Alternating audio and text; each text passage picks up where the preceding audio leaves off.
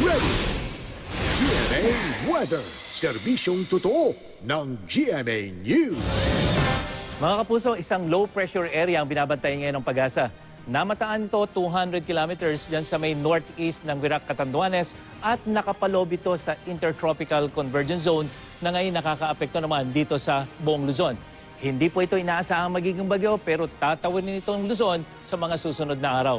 Kaya asahan na maulang panahon, lalong-lalo na dyan sa Northern Luzon ngayong long weekend. Katulad na lamang po kanina, Mountain Province at Ifugao, nagkaroon ng mga pag-ulan ayon sa Climate-X. Sa Central Luzon, mas maulan bukas at sa linggo at mahinang ulan naman ang maranasan dyan sa may Southern Luzon. At sa Metro Manila, asahan pa rin mga pag-ulan pagdating ng hapon, mula po yan bukas hanggang sa Lunes. Kaya mga kapuso, maging I am ready pa rin at magdala ng payong at panangga sa ulan kung lalabas ang bahay. Sa Visayas, mahinang ulan lang ang maranasan dyan sa susunod na 3 araw.